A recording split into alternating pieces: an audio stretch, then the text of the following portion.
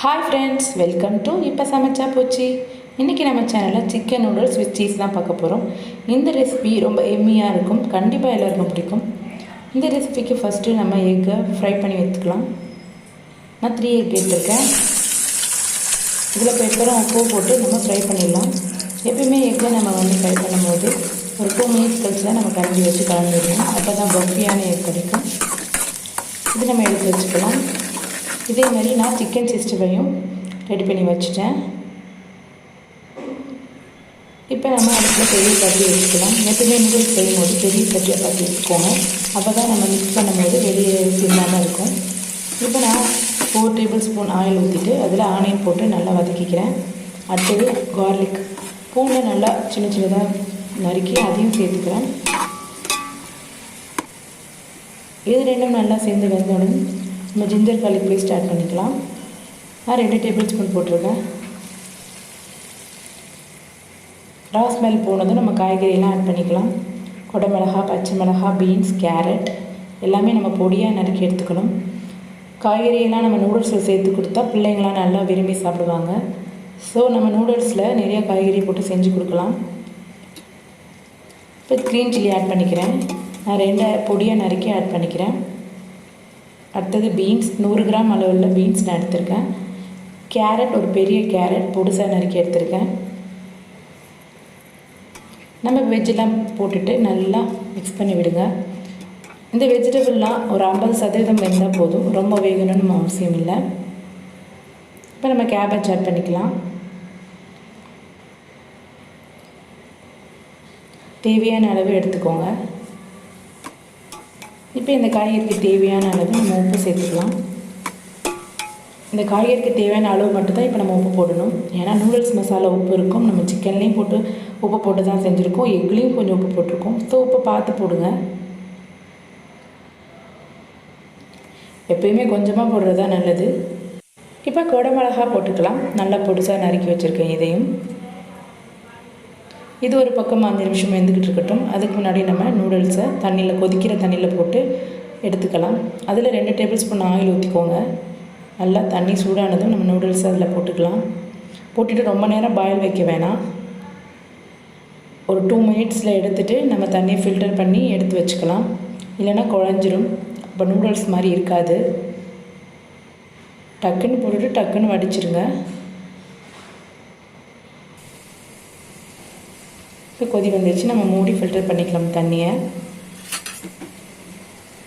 இப்போ நம்ம காய்கறி வெந்துருச்சான்னு பார்க்கலாம். வெந்துருச்சு, ஒரு 50% நல்லா வெந்துருச்சு. இப்போ இதில் 2 table spoon soya sauce add பண்ணிக்கலாம்.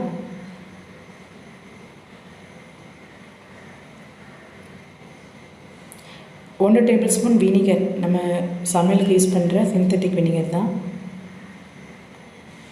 2 table spoon green chilli sauce add பண்ணிக்கலாம்.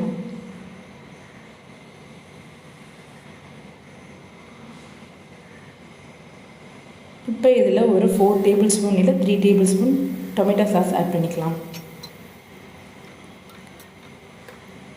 எல்லாத்தையும் நல்லா மிக்ஸ் பண்ணி விடுங்க.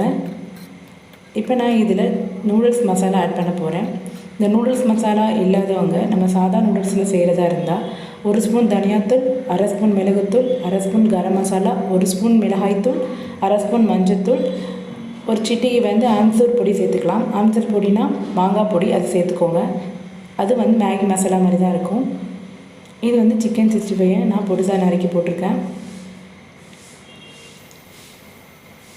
முட்டையும் நம்ம இதில் ஆட் பண்ணிக்கலாம். எல்லாத்தையும் ஆட் பண்ணிவிட்டு நல்லா மிக்ஸ் பண்ணுங்கள்.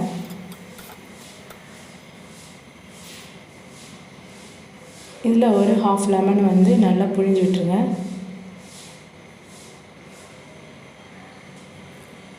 இப்போ நம்ம நூடுல்ஸ் வேக வச்ச நூடுல்ஸை நம்ம நல்லா தனித்தனியாக எடுத்து வச்சுருக்கோம். இது இப்போ இதில் ஆட் பண்ணிக்கலாம். பாருங்கள், நல்லா கரெக்டாக வேந்திருக்கு பாருங்கள். இதே மாதிரி நீங்களும் டக்குன்னு வேக வச்சு டக்குன்னு எடுத்துருங்க.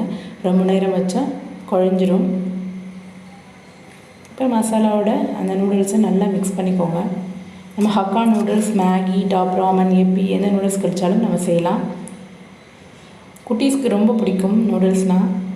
ஸோ நம்ம இந்த மாதிரி நிறைய காய்கறியெல்லாம் சேர்த்து சாப்பிடும்போது ரொம்ப ஹெல்த்தியும் கூட. இப்போ நல்லா நம்ம மிக்ஸ் ஆகிடுச்சு மசாலா, நூடுல்ஸ் எல்லாம். இப்போ இதில் நான் சீஸ் இதான் க்யூப் சீஸ் தான் எடுத்திருக்கேன். சீஸ் வேணான்னா ஸ்கிப் பண்ணிக்கோங்க. ஆனால் இதை ஆட் பண்ணும்போது ரொம்ப எம்மியாக இருக்கும். பிடிச்சவங்க கண்டிப்பாக சேர்த்துக்கோங்க. இதை நல்லா துருவியாச்சு. மேலாப்பில் போட்டுட்டு ஃபுல் பக்கமும் நல்லா தூவி விட்டுக்கோங்க. நம்ம தூவி விட்டுட்டு கிண்ட வேணாம், அப்படியே மூடி போட்டு மூடி வச்சுருவோம். அந்த சூட்லேயே அது சீஸ் நல்லா இறங்கி வந்துடும். அவ்வளோதான், மூடியாச்சு.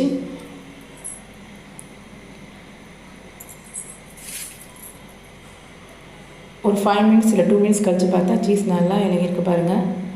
அவ்வளோதான், ரெடி ஆயிடுச்சு. சிக்கன் சீஸ் நூடுல்ஸ் ரொம்ப டேஸ்டி எம்மியாக இருக்கும். இப்போ நான் குழந்தைங்களுக்கு தனியாக எடுத்து வச்சுட்டு எங்களுக்கு மட்டும் சில்லி ஃப்ளாக்ஸும் பெப்பரும் ஆட் பண்ணிக்கிறேன். ஏன்னா அவங்களுக்கு ரொம்ப காரமாக இருந்தால் சாப்பிட மாட்டாங்க. அதனால் ரொம்ப சூப்பராக எம்மியாக இருந்துச்சு. கண்டிப்பாக எல்லோரும் ட்ரை பண்ணுங்கள். இது கூட நம்ம டொமேட்டோ சாஸ் சில்லி சாஸ் வச்சு சாப்பிட்லாம். ஓகே ஃப்ரெண்ட்ஸ், நாளைக்கு ஒரு ரெசிபியோடு நான் உங்களை மீட் பண்ணுறேன். அதுக்கு முன்னாடி நம்ம சேனலை சப்ஸ்கிரைப் பண்ணாதவங்க சப்ஸ்கிரைப் பண்ணிக்கோங்க. பக்கத்தில் இருக்கிற பெல் ஐக்கானையும் கிளிக் பண்ணுங்கள். அப்போ தான் நான் போடுற வீடியோ உங்கள் நோட்டிஃபிகேஷனில் வரும். இந்த வீடியோவை உங்கள் ஃப்ரெண்ட்ஸ்க்கு ஷேர் பண்ணுங்கள், லைக் பண்ணுங்கள், கமெண்ட் பண்ணுங்கள். தேங்க்ஸ் ஃபார் வாட்சிங். பாய்.